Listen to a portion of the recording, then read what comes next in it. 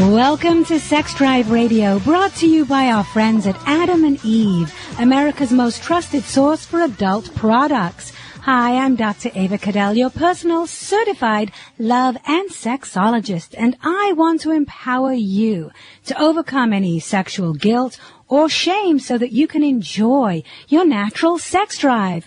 My co-host is the lovely and talented soap opera star Jackie Zeman, and she knows a thing or two about love and romance.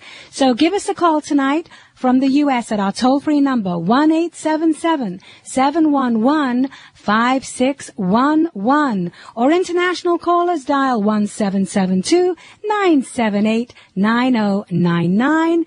And if you're shy, email us at questions@wetalksex.com. So our topic of the week is hot spots. And today we're going to talk about the hottest spots to make love. Where is the most romantic, erotic, or wildest place that you have ever had sex? Stay tuned to Sex Drive Radio to discover new, fun, and adventurous locations for some hot loving. Dr. Ava. Welcome back to Sex Drive Radio, and welcome to my hot co-host, Jackie Zeman. Hi, Jackie. Dr. Ava. So, Jackie, on last night's show, you promised to share with us where you lost your virginity. And I have had a lot of emails just eager to know your answer. Oh, my goodness. Well, there you go. Okay.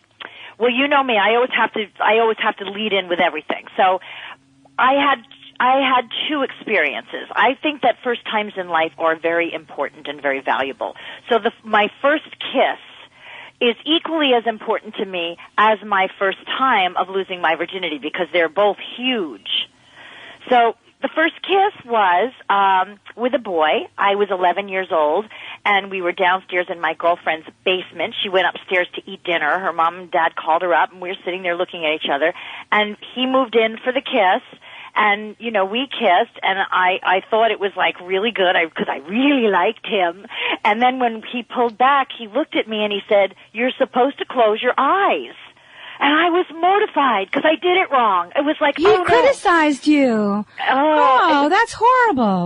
Did you ever kiss him again? It was terrible. Well, I went home and I said to my mother, I said, "Mom, oh my gosh, I was so embarrassed. He said, 'You're supposed to close your eyes.'" And she said to me, "Well, how did he know your eyes were open unless he was peeking and he had his own open as well?" Good answer. Okay, so now we know that you had your first kiss in a basement. Right. And what about the rest? And my first time of losing my virginity was with a boy that I was head over heels in love with. I was a teenager, and, you know, we were, you know, what do you call, going steady. I had been wearing his ID bracelet for, you know, quite a while, and we were in his house in the afternoon after school, and we were watching, I used to put on, like Led Zeppelin on the music, and you could put it through the TV, and it would make the TV, like, the waves on the TV would bounce. And this was like, you know, in those days, like a big deal to do that. And we were cuddling and kissing and petting, and it was all like my heart was beating really fast, and the endorphins were going crazy, and it was all very, very beautiful. It was in his living room, you know, in his home. Nobody else was home. We had time because we knew that his parents weren't going to be coming home, and it was an absolutely beautiful, lovely, wonderful experience that kind of set me up for the rest of my life to feel that sex is about love and romance and partnership and communication and feeling bonded and connected to someone. Wow, that is beautiful. And yeah, losing your virginity should be a special and memorable occasion, as it was for you. It was. That's I want to hear from you what it was like your first time. Well, my first sexual experience was not as positive as yours. In fact, I was sexually molested at an early age, and even though the impact of losing my virginity through rape was really devastating, the good news is that I was able to heal and create closure and reclaim my own sexuality. And, in fact, the bad experiences really make me a better therapist because I know what it feels like to be abused, and I can help other women especially live their lives to the fullest and let go of a lot of that emotional pain. So, it's not a happy story, but it's an important one because I do believe it put me on the mission to doing what I do and working in sexuality and helping people overcome guilt and shame and pain. And I believe sex is the greatest gift we can give somebody who's worthy of it. Well, but when someone takes it away from you. Life is pretty much like that. We don't always have a choice. It's like I say to my daughters, in giving them advice as teenagers. I always say to them, your body belongs to you and you get to do whatever you want with it. But when you choose the boy that you're going to be with, make sure he's worthy because you will remember that experience for the rest of your life. And I think that's very true. So I think it's amazing that you took something that was not a positive experience and was able to turn it around and say, I'm going to move forward in a direction that's going to be, wonderful and healing and not only helpful to yourself, but to be open enough to help other people. That's amazing. Oh, yes, but it took a long time. I went through some really bad relationships, and but it was all worthwhile because now I have a fantastic relationship and have a fantastic, private practice, and all is good. So let's take some calls, Jackie, shall we? You want to give out the number? Absolutely. Everyone, we're talking about hot spots tonight, and give us a call because we are ready, wanting, waiting, and willing to take your calls and your questions. Call us at 877-711-5611 from the United States. If you're outside of the United States, give us a call at 772-978-9099. Or if you're shy, you can email us at wetalksex.com. Yes, and you can ask us anything about love, relationships, intimacy, or sex. And let's begin with line 3. We have Simone from New York. Welcome to the show, Simone. Hi, how are you doing, Dr. Ava? Very well, thank you. So what's on your mind tonight, Simone? Well, I am a single woman in New York, and I guess I don't so much have a question as I'll just follow up. You were talking last night about age difference relationships. Was it last night's show? I was listening to it online. Mm-hmm. Mm-hmm. I am one of those women who always date older men, and this is something that I have written a lot about. It's something that I'm actually trying to stop doing. Why is that? I'm 39 now, and when you get to be 39 in New York, it's very difficult because men who are in their 40s don't really want to date women in their late 30s anymore. I think that's a generalization. I really do. Well, it is a somewhat generalization. I mean, I had a very good date with a man who was a little bit older than me. But in general, I'm trying to reevaluate younger men now. Okay, well, I think you should do both. I'm trying to reevaluate the entire market. Right, you should date younger men and older men. Now, Jackie, you like older men, don't you, Jackie? I do like older men. I always have, from the time I was very, very young. But I have to say, for me, it's never been about the packaging. You know what I mean? I've never gone for, the looks or the color hair or the eyes or that anyone even has to necessarily be particularly handsome or good looking. For me, it's about the spirit and what the man does and his purpose and his sense of humor, and that is the thing. So the age, I think mostly when you're younger, you see, I would feel passionate or turned on from a man because the older ones had more experience, and that's what was interesting to me. That's what interests me also. But the younger ones fall in love more easily and have less baggage. I've been told. I've been told. But I've made a real concerted effort lately, and I've been trying to make myself become more interested in men my own age and younger men. Because I am told frequently that I look much younger than I am, and so it's not a problem of not being able to compete in that market, if you want to put it that way. Right. But I have not been able to find myself attracted to anyone younger than me. Well, also maybe it's and as long as you find someone, it's not so much the age, but it's the chapter of life that you're in. You need to have someone that is in the same chapter as you so that you want the same things with regard to quality time when you're together. And two, someone who has the same mental and physical energy that you have so that when you do things together, you're in sync with one another. It's not like, if you don't like to watch TV, you don't want to be with a couch potato or a guy whose idea of the best Saturday is sitting at home watching the ball game. You'd be totally miserable. Certainly. So I think it's more important to look for that than really the age. And I think, Simone, don't take it all so seriously. I think you should have fun and be playful and adventurous and just go out and date different men from different cultures, different ages, and don't even get into the age because you sound like you're taking it just a little bit too seriously. Well, this is something that I do take seriously because it's also something that I write about. I'm a dating blogger. Okay. So well, everything that I do related to dating, I not only date, but I also write about every day. You do your research. Well, keep doing it. It's kind of field research. Yeah. Well, thank you so much for your call, and I'm sure a lot of women will be able to relate to you. All right. Thank you, Simone. Good luck, you. Bye-bye.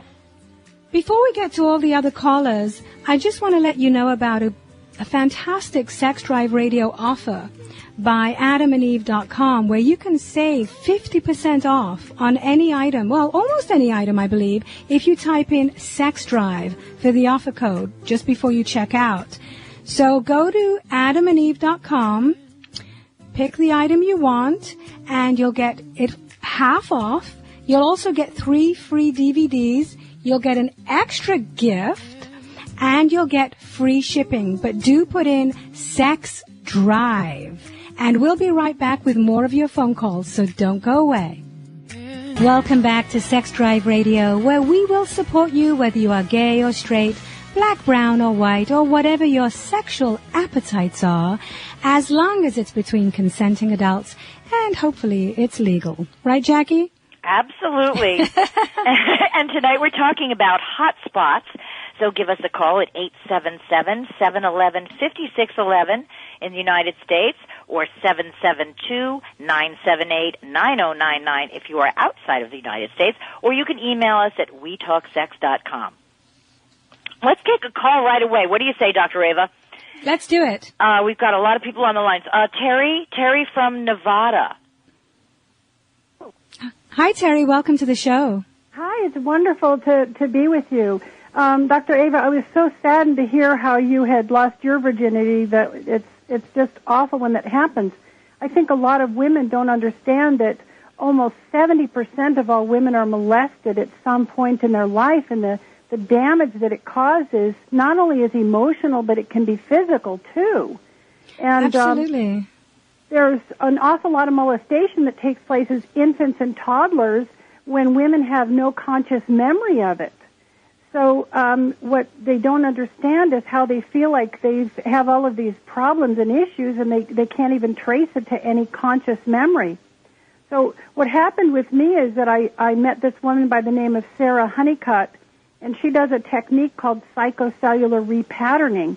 And it is so amazingly cool because it actually helps you to rescue your inner child and re-empower that inner child, so that then the child can can help take care of the adult. And it's absolutely amazing. Wow, that is amazing. I love that technique. Terry, on the process of that, is that something that you do like going through hypnotherapy with a therapist? No, it's just done through a guided meditation. That's what's so simple about it. I shouldn't say it's simple. It's gut-wrenching. Right. But it gets you, all of the women that you see that have big hips and thighs and they're disproportionate, every single one of them has been sexually molested at some point in their life. You know how women talk about how they can't lose the weight in their hips and thighs?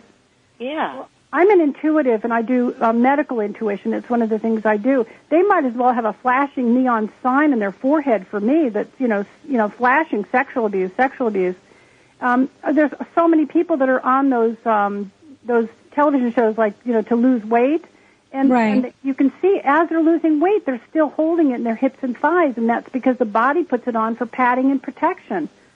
And that is very interesting. So, Terry, there's a lot of support out there for women who have been abused. Do you have a website that you want to give out for women who need some help, some support? Terry?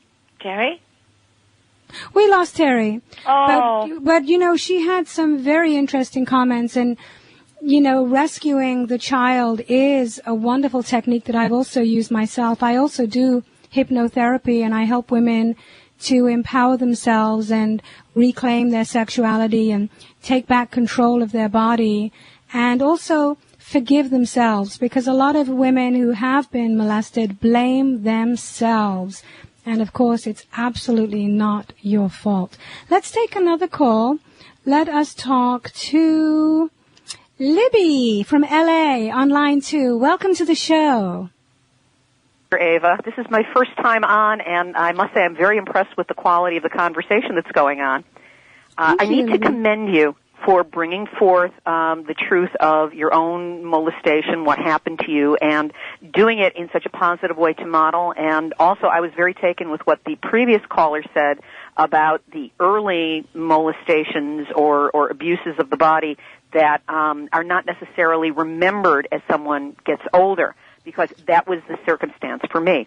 As I was growing up, I always remembered a couple of things that happened in early teenage years with my brother, but it wasn't enough to explain the kind of wobbles that I went through in my personality. Very extreme acting out behaviors. I was alternately very visible in the world versus curled fetal, don't look at me. And nothing made sense until I was in my early 30s and began recovery through some 12-step programs. And while I was there and in a circumstance where it was acceptable to talk, much like we're talking now, but to talk about it, I was trying to say something about my brother, the perpetrator, which were the two instances that I remembered, except what came out of my mouth was my fa, which was short for father. And I stopped myself and laughed and said, oh, wasn't that Freudian? But that night, I took out a journal book, and I wrote at the top of the page, is it possible my father did something to me? And it was like somebody plunged a machete into my solar plexus, and I fell to the ground and just sobbed for 20 minutes. Yet I did not know what I was crying about. And that was the start of what has now been a 25-year healing journey to come to the point where I have reclaimed my memories, and there was quite a bit of abuse that started for me in infancy, and it went through until he was stopped at 4 years old, and then my brother picked it up and carried it through to my early adolescence. But the mind protects what cannot be exposed, and in that way, I hid from myself the truth of what happened to me. However, it came out in writing. Wow. And yeah, we do have a defense mechanism, and everybody's is different. I mean, some people's come out in a physical aversion. You know, others become celibate, or they become promiscuous, or they're not able to have intimate relationships. And, you know, the fact, though, that you were able to heal, even if it was in your 30s, is wonderful. And the fact that you can share this with others. And are you in a loving relationship right now, Libby? Only with my dog. Oh, we love Jackie. We love dogs. We love dogs. Yeah, we certainly platonic. do. That is so cute. Well, and there I thank are all you. kinds of love, you know. So There's whatever so many kind different it is kinds of love that we have access to, that we should live it to the fullest. But Libby, the most important love is the love for yourself, forgiveness of yourself, and loving and accepting of yourself just the way you are. Oh, absolutely. I mean, I've been on this journey for a while, and what I found was the best way to help myself with the healing was simply writing about things. And I have been a professional writer, so there were plays that came out of me. There were stories, there were articles, and I've been able to share much of what I've gone through with others through this work and through writing workshops and the like. And I think it's important for any of us who have this issue, and I refer to myself as an incest survivor, because that's the biggest word you can use in this. And that's what I am. It's a crime of power over a child that takes a sexual form.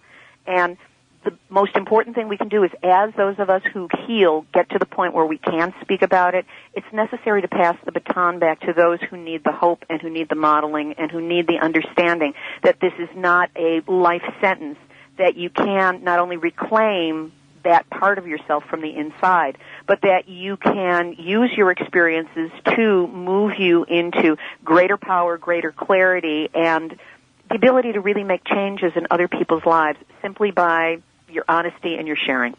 Thank you so much for sharing your story. We really appreciate your call.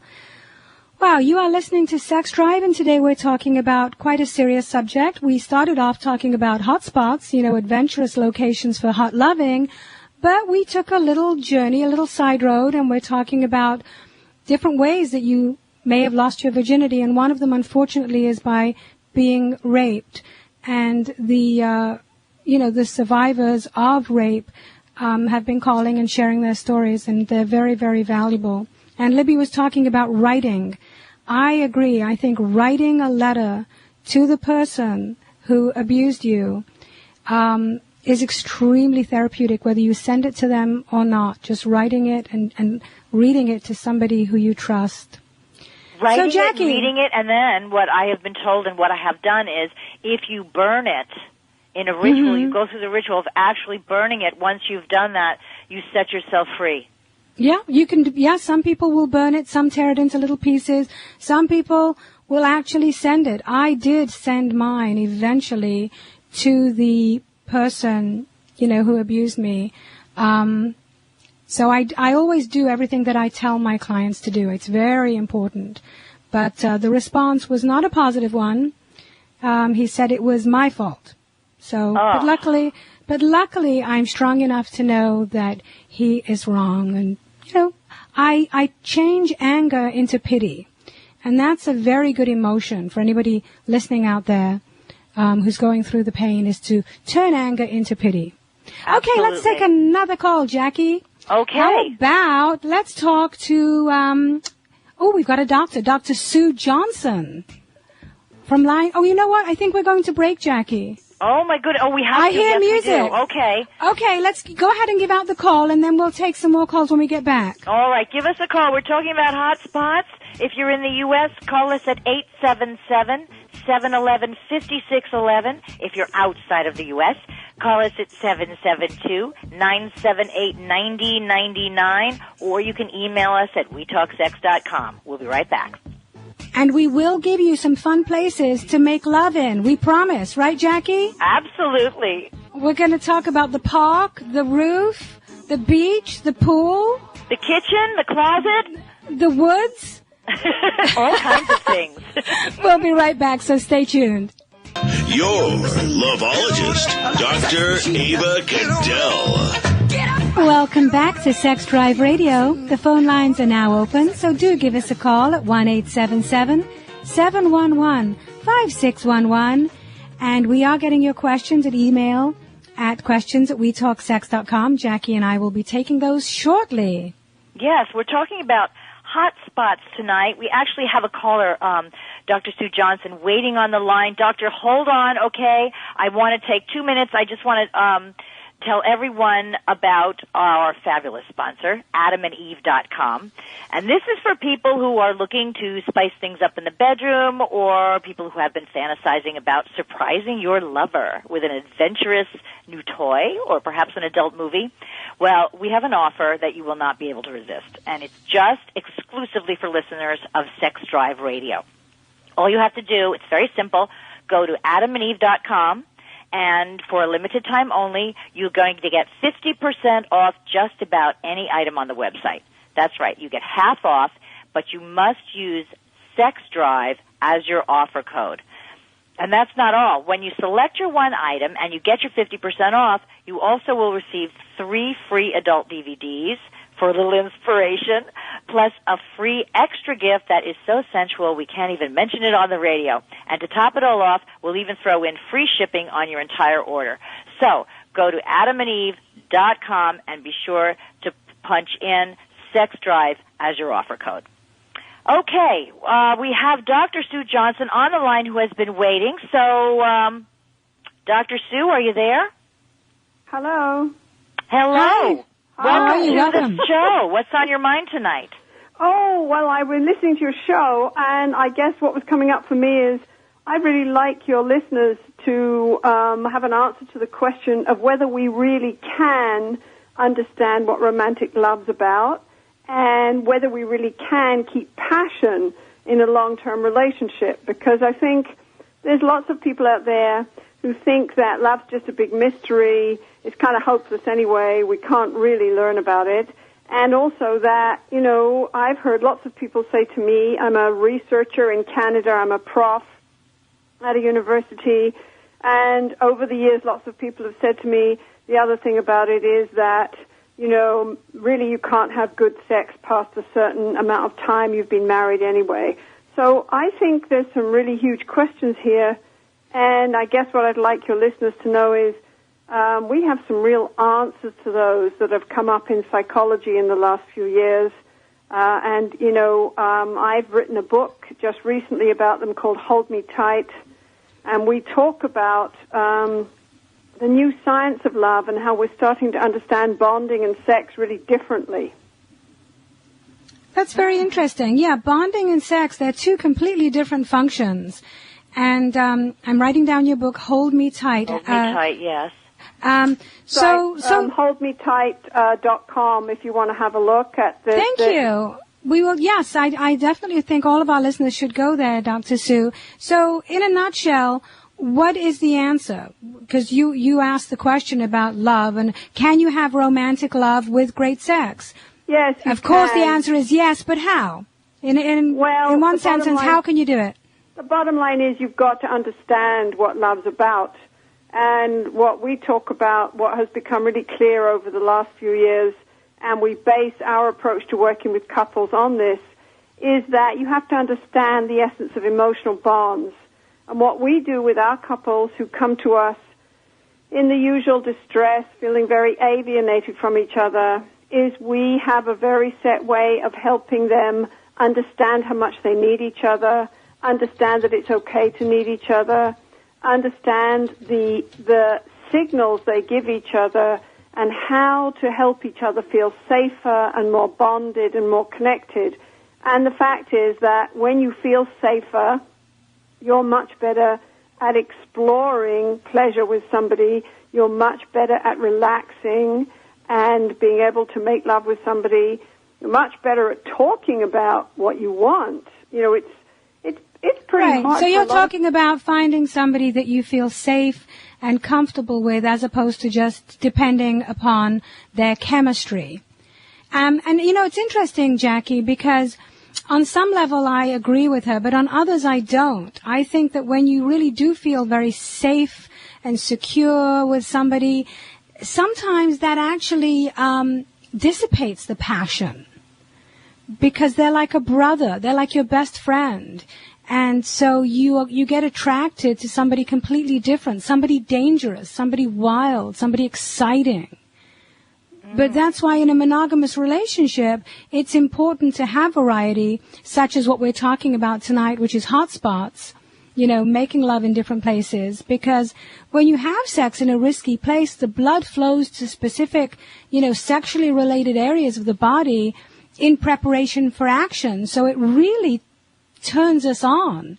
So what are some of your favorite places, Jackie? Absolutely. Well, you know, with regard to what you were just saying, you know, I was thinking about this earlier today when I knew we were going to this show, and in relation to some of the things we were talking about in yesterday's show, you know, with primary and secondary hotspots.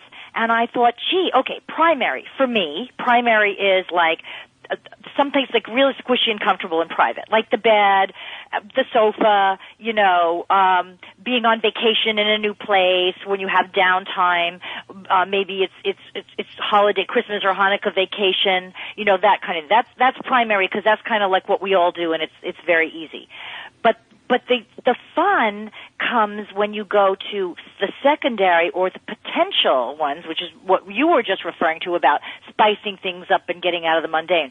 And that can become anything. That can become like at the office, on your desk, the Mile High Club. You know, everybody goes, oh, are you in the Mile High Club? Have you ever done it like in the bathroom on the airlines, or in the back seat of a car, you know, or on the dining room table? And that's when it becomes really exciting and interesting, because there's always a new first time.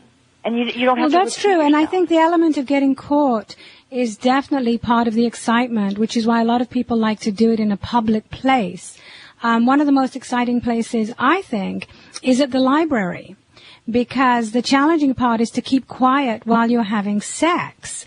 So I kind of like the dynamics of that. And then, other really public places like a sports game where you can sneak up to the highest seating area where there's not a lot of people, but you really have to be careful that you don't get caught, especially on the jumbo vision. That could be pretty bad, yeah.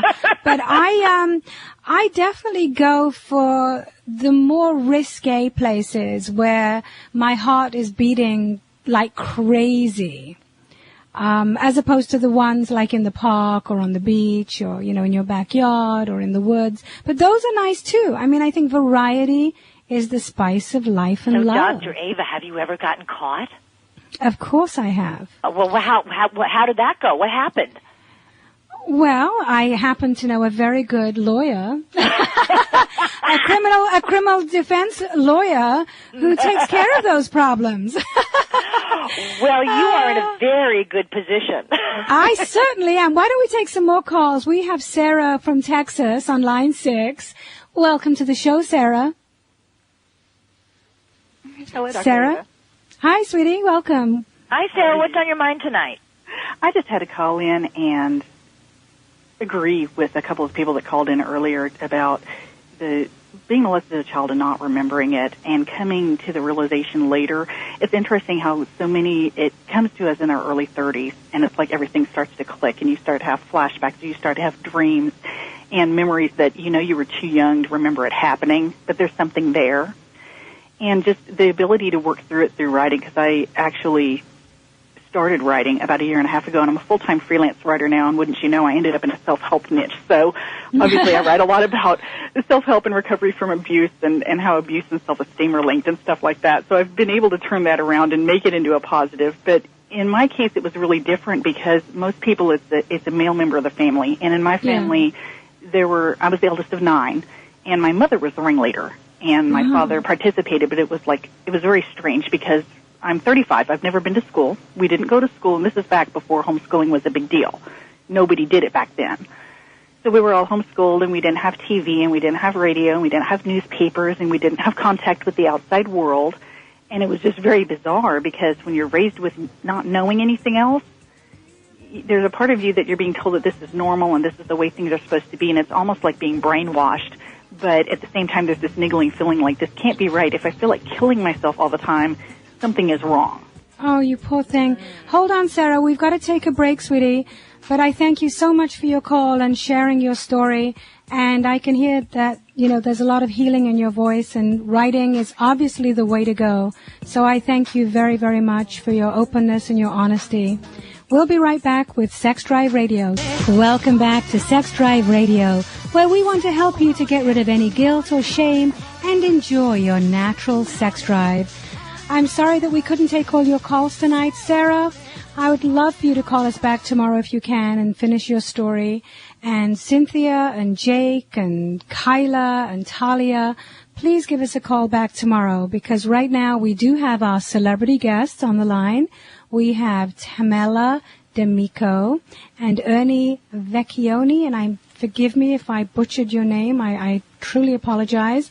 But Tamela is a jazz singer, an actress, a filmmaker, and Ernie is the writer and executive producer of a new TV series. And Tamela, I think, actually directed the series. It's called Sex Ed. And Jackie and I watched the trailer, and then I got to watch the pilot. But it's such an important show that I wanted to have them on as our celebrity guests. And so welcome, Tamela and Ernie, to Sex Drive Radio. Thank you so much. It's actually Tamela, like Pamela. Tamela. I'm so sorry, Tamela. That's okay. That's okay. It's very pretty. And Ernie, did I mess up your last name? The last name is Vecchione, but it depends on which part of Italy you're from. So we love Italian men. We don't care which part you're from. We just love you. I love the show. Thank you. So tell us about Sex Ed. Tell the listeners why you created this TV series based on sexuality, human sexuality, what it's about, and tell us some of the actors and actresses who are starring in it, because a lot of them already are quite well known. Right. Go ahead, Ernie. I'll let you do that. Okay. Well, I had the concept. I had a friend in college who was an artist, and one of his assignments, they couldn't find any nude models, so they had to draw each other in the nude. And I thought, my God, that's a great idea. And somewhere along the line, I came up with the idea of a sex ed class, where the students, we'd have 8 various students. Imagine the Breakfast Club in college. And they enroll in this class, thinking it's going to be a very easy class, but the professor has other ideas. She throws out the textbook. She says, this year you're going to teach me. And their first assignment is to pair up and make clay sculptures of each other's genitals. And it was originally envisioned as a web series, and then I met Tamala, who's an amazing producer and director, and she had a vision for this as a full-fledged TV series, and we embarked in doing the pilot on our own, the spec pilot, and the response has been amazing. We have some amazing people in it. Joanna Cassidy, for one, she plays the professor. Oh, and, she's so good. She is she's so funny, and she is so sexy in this. For a woman of a certain age, she is spellbound. She's a cougar. She's beautiful. She's hot. She's sexy. She is a cougar. Yeah. And then Totally. some of the students. Who are some of the students, the actors and actresses? Well, We've got Matt Barr, who people would know from One Tree Hill and Gossip Girl, and he was supposed to be the lead in the Gossip Girl spin-off that now is not happening, but he's this hot new blonde-looking guy that you'd notice from television. He's doing very well. And he plays the male slut, right? What's that? He plays the part of the male slut. Yes, the male player. Yes, he does. He's kind of one of our top leads in the show, and he's kind of a player by default. He is a player because he can get all the tail that he wants, but doesn't necessarily know how to deal with that emotionally. So, kind of an interesting dichotomy. And we've got Angela Saracen, who's a gorgeous girl who is doing so well in independent movies right now and crossing over into mainstream. And a bunch of other kids you'd know from just guest stars on television and whatnot. Everybody's pretty young. So what's the intention of the TV series? What is it? What is the mission that you're on for the viewers to get out of it? Well, the mission is really to teach anybody, any viewers, because we're all students of sex, no matter what our age. Is just to teach, give the lesson to embrace your sexual self, whatever that may be, without hurting anybody. Because I know in my college experience, we're put in this environment where, we're kind of encouraged to, go out in parties and, to hook up and everything. And you're really, coming out of high school, you really don't know who you are sexually. And you wind up hurting a lot of people and, being hurt. And if anything, by, the professor throwing out the textbook, she's, grabbing these students and kind of sculpting them on her own, in a way to be adults, to take responsibility. I think for me, the main attraction that I was attracted to the series and actually doing it and putting it into production was because in America, as you know, having your own sex talk show, we are a very prudish culture. And sex is not talked about enough, and as a vulnerable people, who have emotions and don't necessarily deal with those emotions when dealing with sex and relationships, I thought it was such a great thing to kind of tackle and put out into the mainstream because we don't discuss it. I mean, my last sex ed course was in 5th grade. And absolutely. I mean, most sex ed is about, not having sex. It's about abstinence, which is absolutely ridiculous. Right. And when you learn where babies come from, which is a horrific experience as per their little movie that they show, and, they show you a baby being born, and then they give you a box of tampons and condoms, and you put you on your way, and that's in 5th grade, and it's never to be discussed again. And why sexuality is not discussed from the first moment you're in school till you get out of school as part of your learning career, I'm not really sure. And maybe it's an American thing because I don't know. But it's worldwide. The characters within the show are so vulnerable, and to kind of bring that out in them and kind of prove that everybody in life is searching for love. Everybody in life has sex. We're all basically universal people, so why isn't there a discussion about it? Right. Jackie, you saw the trailer, didn't you? I did, and I thought it was absolutely wonderful. and everybody was masturbating on the trailer. What do you think about that being on TV? For people, personally, I think it's the best thing in the world. And being the mother of, 2 teenage daughters, my girls are 17 and 18.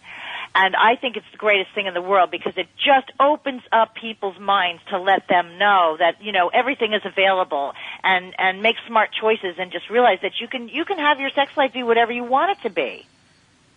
Right. I couldn't agree more. With you. That's the mission statement. And the first pilot, the pilot focused a lot on the vagina and on what is a perfect vagina. One woman had a hooded clitoris, another one had a vagina that got infections, another one had a slit, another one had, large lips, and there was a lot of going back and forth. And I have to tell you that when I give my courses for women, especially in colleges, I get so many young women who come and see me and say, I really hate my vagina. I'm in love with this boy, and I'm so scared that when he sees it, he's going to think it's really ugly because, the labia are too big. One is smaller than the other. It's discolored. And so there's a lot of insecurity when it comes to women because we don't see a whole lot of vaginas. I mean, guys see each other's penises, right. A lot more in the gym and in the bathroom and so forth. So there's a lot of insecurity about women's Dr. genitals. Ava, it's a good thing that at least they're looking. There was a time when women didn't even look down there. Oh, they didn't even know what it looked like until you had a baby and, if you were in the hospital, they put the mirror there. You're right. And now maybe they're looking, but they're still not exploring inside. And when you don't do that, when you don't check to see that your juices are healthy, and when you don't check yourself, you don't know when you're sick, and you don't know how you taste, you don't know how you smell. So this kind of sex education is absolutely paramount in order to have a healthy sexual relationship. I agree. It was kind of like the Sneetches from Dr. Seuss. It's, you have one star in your belly and I don't, and therefore I feel bad about myself. And if anything, just using the vagina as a way to show these girls insecurity and talk about it. And I don't think there's ever been a show on television that talks about these subject matters in an intelligent, way. Not since the Vagina Monologues, and that wasn't a TV series. Now, do you have a website where people can go and see the trailer? Oh, yes, we absolutely do. Please log on to www.sexedtheseries.com. And we have a trailer and we have the script that's available as a download as well as production information. And this is a show that we're shopping around. And so far, the response has been incredible, especially Thank from you. We have to go, Tamala and Ernie, but I thank you so much for being on the show, and I wish you continued success with your TV series, Sex Ed. I'd like to thank my beautiful host, Jackie Zeman. I can't wait till we do this again tomorrow. Me too. Yay! Thanks to Christy, our producer, Nikki, our social media coordinator, Ron, Ray, and Shane, our fabulous engineers, and, of course, AdamandEve.com, the greatest place on earth to spice up your love life, but use the promo code SEXDRIVE. This is Dr. Ava Cadell, looking forward to being with you again tomorrow. Now go have an SNL sandwich. You know what that is, don't you?